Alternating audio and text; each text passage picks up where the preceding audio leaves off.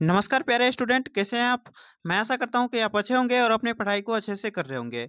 इस वीडियो में हम कक्षा 10वीं के अध्याय 2 जिसका नाम है 20 के दांत, इस चैप्टर से संबंधित जितने भी महत्वपूर्ण ऑब्जेक्टिव क्वेश्चंस होंगे उन सभी क्वेश्चंस को इस वीडियो में हम कवर करने वाले हैं। तो चलिए वीडियो को शुरू करते हैं और देखते हैं क्वेश्चंस को। तो हमारा जो पहला क्वेश्चन है यह है, 20 के दांत कहानी के लेखक कौन है। तो 20 के दांत जो है इस कहानी के का जो लेखक है कौन है, तो ऑप्शन में दिया गया है आपका प्रेमचंद, सूरदर्शन, नलिन विलोचन शर्मा या अमरकांत। तो यहाँ पर जो आपका सही आंसर ये हो जाएगा आपका ऑप्शन नंबर ग, नलिन विलोचन शर्मा। 20 के दांत कहानी की जो लेखक है यह है आपका नलिन विलोचन शर्मा। आप इसे याद रख सकते हैं, ऑप्शन नंबर ग आपका जो है सही आंसर हो जाएगा। अगला क्वेश्चन है हमारा, 20 के दांत समाज के किस वर्ग की मानसिकता उजागर करती है। तो किस वर्ग की जो मानसिकता है उसको उजागर करती है, तो यहाँ पर ऑप्शन में दिया गया है उच्च वर्ग, निम्न वर्ग, मध्यम वर्ग या शोषित वर्ग। तो यहाँ पर जो आपका सही आंसर ये हो जाएगा आपका उच्च वर्ग की। ऑप्शन नंबर जो है को आप इसे याद रख सकते हैं, ऑप्शन नंबर को आपका सही आंसर हो जाएगा। अगला क्वेश्चन है हमारा, सेन साहब की कितनी बेटियां थी। तो सेन साहब की जो कितनी बेटियां थी, तो ऑप्शन में आपका दिया गया है 3, 4, 5, 6। तो सेन साहब की जो बेटियां थी ये कितनी थी, तो इसका जो सही आंसर है ये हो जाएगा आपका 5 बेटियां थी। ऑप्शन नंबर जो है गो आप इसे याद रख सकते हैं, ऑप्शन नंबर गो, यानी सेन साहब को जो 5 पुत्रियां थी। अगला क्वेश्चन है हमारा, खोखा का दूसरा नाम क्या था। खोखा का जो दूसरा नाम था क्या था, तो ऑप्शन में देखा है कासू, मदन, गिरधर लाल या सेन साहब।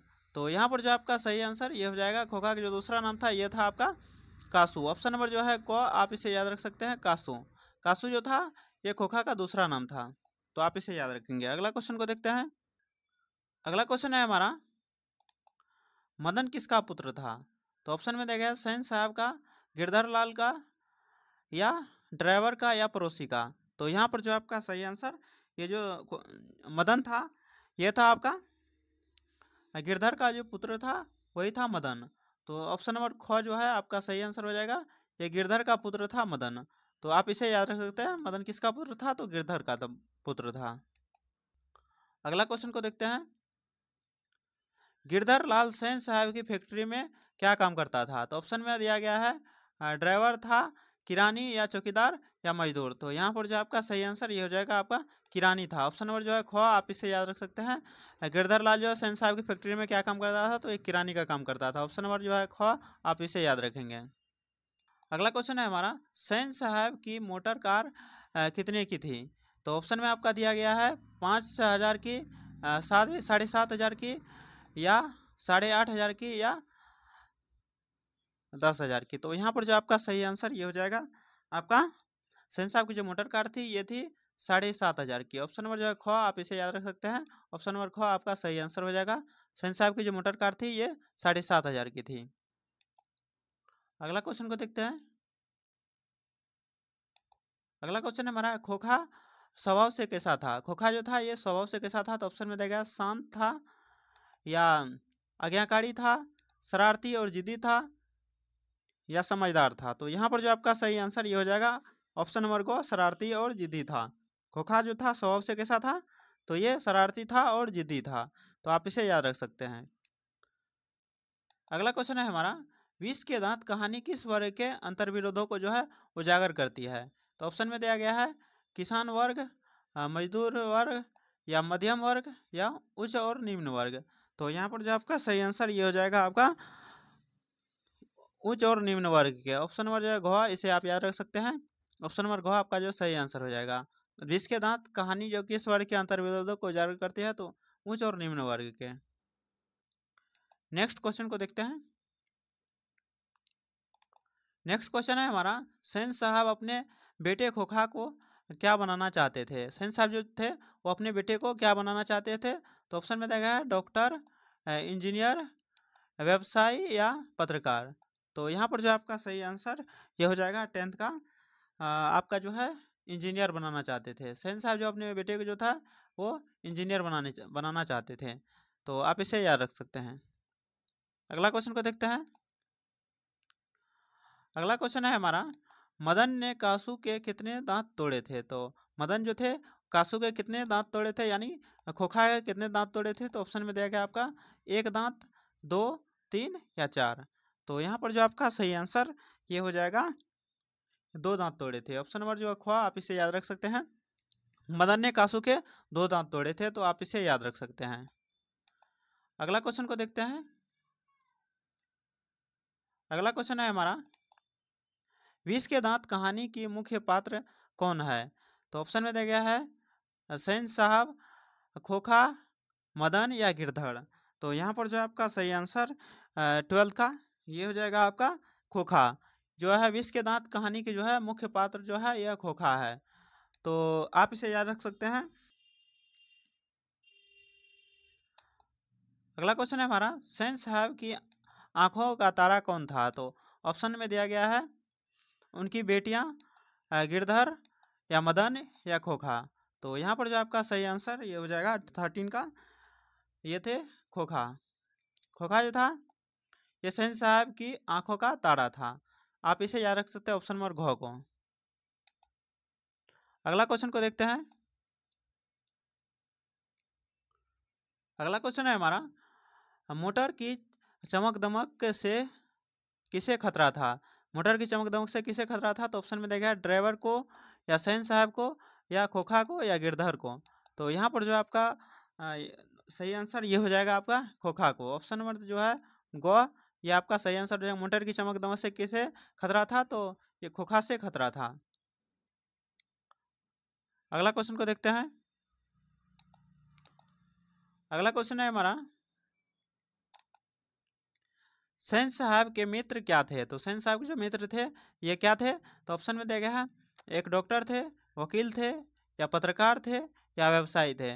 तो सैन साहब के जो मित्र थे ये थे, आपका जो सही आंसर होगा ये हो जाएगा आपका पत्रकार थे। सैन साहब के जो मित्र थे ये पत्रकार थे। ऑप्शन नंबर ग आपका जो है सही आंसर हो जाएगा, आप इसे याद रखेंगे। अगला क्वेश्चन है हमारा, नलिन विलोचन शर्मा का जन्म कब हुआ था? तो ऑप्शन में दिया गया है आपका 1914, 1915, 1916 या 1917 में। तो नलिनी विलोचन शर्मा का जो जन्म हुआ था ये हुआ था आपका जो है 1916 ईस्वी में। ऑप्शन नंबर जो है आपका ग, इसे आप याद रख सकते हैं। नलिनी विलोचन शर्मा का जो जन्म हुआ था 1916 ईस्वी में हुआ था। अगला क्वेश्चन है हमारा, नलिनी विलोचन शर्मा का जन्म कहाँ हुआ था? तो यहाँ पर जो है ऑप्शन में दिया गया है आपका पटना में, आरा में, बक्सर में या भागलपुर में। तो यहाँ पर जो आपका सही आंसर ये हो जाएगा, नलिनी विलोचन का जी का शर्मा का जो जन्म हुआ था ये हुआ था पटना में।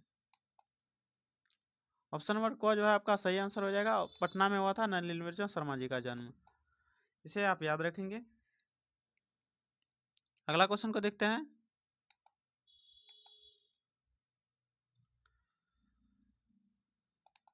अगला क्वेश्चन है हमारा, विष के दांत कैसी कहानी है? तो ऑप्शन में देगा सामाजिक, मनोवैज्ञानिक, ऐतिहासिक या धार्मिक।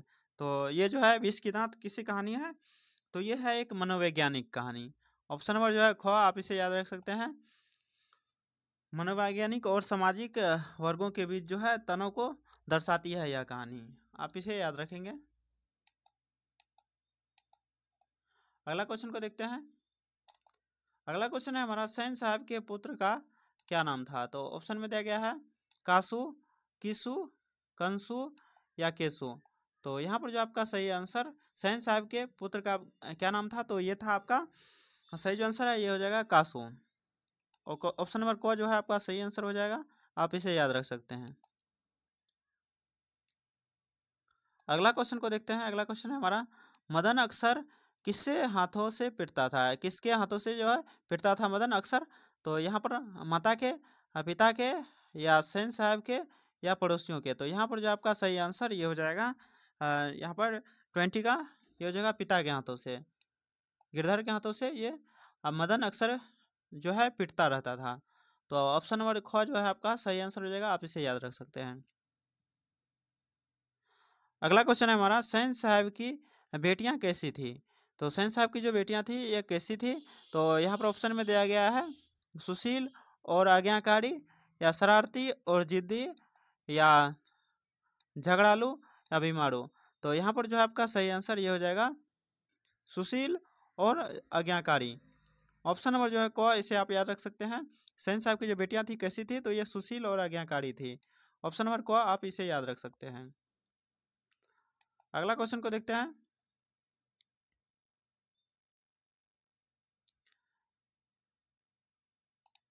अगला क्वेश्चन है हमारा, खोखा किन नियमों का जो है अपवाद था?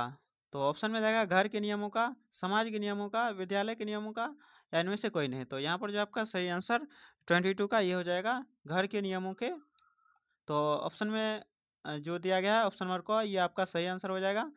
खोखा जो है किन नियमों का जो है अपवाद था? तो ये घर के नियमों का जो है अपवाद था। ऑप्शन नंबर जो है क, आप इसे याद रख सकते हैं। अगला क्वेश्चन को देखते हैं। अगला क्वेश्चन है हमारा, विष के दांत कहानी हमें क्या संदेश देती है? तो ऑप्शन में दिया गया है, बच्चों को प्यार से पालना चाहिए, या अमीरों का स्वभाव अच्छा होता है, या सामाजिक भेदभाव और अहंकार के दुष्परिणाम को जो है दर्शाता है, या गरीबों की मदद करनी चाहिए। तो यहाँ पर जो आपका जो सही आंसर है ये हो जाएगा आपका ऑप्शन नंबर ग, सामाजिक भेदभाव और अहंकार के दुष्परिणाम को जो है दर्शाती है यह कहानी। इससे यही संदेश देती है ये कहानी। विष की दांत, ऑप्शन नंबर जो है ग, इसे आप याद रख सकते हैं।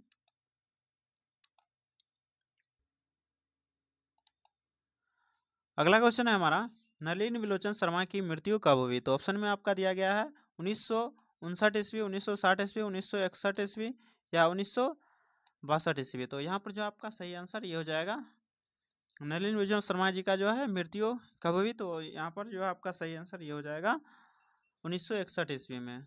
ऑप्शन नंबर ग जो है आपका सही आंसर हो जाएगा, आप इसे याद रख सकते हैं। 1961 ईस्वी में जो है नलिनी विलोचन शर्मा जी का मृत्यु हुआ था, या मृत्यु हुई। अगला क्वेश्चन को देखते हैं। अगला क्वेश्चन है हमारा, सैन साहब के ड्राइवर का क्या नाम था? तो ऑप्शन में दिया गया है मदन, गिरधर, सोफर, इनमें से कोई ना। तो यहाँ पर जो आपका सही आंसर ये हो जाएगा ऑप्शन नंबर ग, सोफर।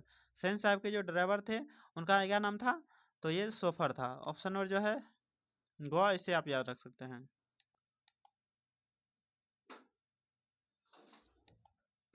अगला क्वेश्चन है हमारा, खोखा के लिए घर में अलग नियम क्यों थे? तो यहाँ पर जो ऑप्शन में देगा, वह बीमार रहता था, वह घर का इकलौता लड़का था, वह बहुत समझदार था, या वह गरीब था। तो यहाँ पर जो आपका सही आंसर ये हो जाएगा आपका, वह घर का जो है इकलौता लड़का था। तो ऑप्शन नंबर ख जो है आपका सही आंसर हो जाएगा। खोखा के लिए घर में अलग नियम क्यों थे? तो क्योंकि ये जो है वह जो है घर का जो है इकलौता लड़का था। ऑप्शन नंबर जो है ख, इसे आप याद रख सकते हैं। अगला क्वेश्चन को देखते हैं। अगला क्वेश्चन है, विष के दांत कहानी का शीर्षक क्या व्यंजित करता है? तो ऑप्शन में देखा है, गरीबी और अमीरी का संघर्ष, बच्चों का स्वभाव, समाज में छिपी हुई विषैली मानसिकता, और वर्ग भेद, दांतों का महत्व। तो यहाँ पर जो आपका सही आंसर यह हो जाएगा 28 का आपका, समाज में छिपी हुई विषैली मानसिकता और वर्ग भेद का जो है इसी को दर्शाता है, व्यंजित करता है। आप इसे याद रख सकते हैं। विष के दांत कहानी का शीर्षक जो है क्या व्यंजित करता है? तो समाज में छिपी हुई विषैली मानसिकता और वर्ग भेद को व्यंजित करता है। तो आप इसे याद रखेंगे। अगला क्वेश्चन है हमारा, सैन साहब की पत्नी का क्या नाम था? तो ऑप्शन में दिया गया है रमा, श्यामा, कमला, या विमला। तो यहाँ पर जो है सैन साहब की पत्नी का क्या नाम था? तो ऑप्शन में दिया गया है आपका जो है सही आंसर ये हो जाएगा श्यामा। ऑप्शन नंबर जो है ख, आप इसे याद रख सकते हैं। श्यामा जो थी सैन साहब की पत्नी थी। तो इसे आप याद रख सकते हैं। ऑप्शन नंबर ख, आप श्यामा को याद रख सकते हैं। अगला क्वेश्चन को देखते हैं। अगला क्वेश्चन है हमारा, गिरधर लाल किस गांव का रहने वाला था? गिरधर लाल जो था किस गांव का रहने वाला था? तो ऑप्शन में देगा सैनपुर, या रानीपुर, पटना के आसपास के गांव का, या इनमें से कोई नहीं। तो यहाँ पर जो आपका सही आंसर ये हो जाएगा आपका, जो है पटना के आसपास के गांव का था। तो ऑप्शन नंबर ग जो है आपका सही आंसर हो जाएगा। आप इसे याद रख सकते हैं। गिरधर लाल जो है किस गांव का रहने वाला था? तो पटना के आसपास गांव का रहने वाला था। तो यहाँ से हमारा क्वेश्चन होता है खत्म। यह वीडियो यदि आपको पसंद आया तो वीडियो को लाइक करें, और ऐसे वीडियो पाने के लिए हमारे इस चैनल को सब्सक्राइब करें, और बेल नोटिफिकेशन को जरूर कर लें, ताकि नई नई वीडियो का नोटिफिकेशन आपको सबसे पहले मिले। और यदि आप इस PDF को लेना चाहते हैं तो आप हमारे टेलीग्राम ग्रुप में जुड़ सकते हैं, और वहाँ से आपको जो है इसका PDF मिल जाएगा। तो आप वहाँ से ले सकते हैं। तो मिलते हैं अगले वीडियो में, तब तक के लिए जय हिंद, जय भारत।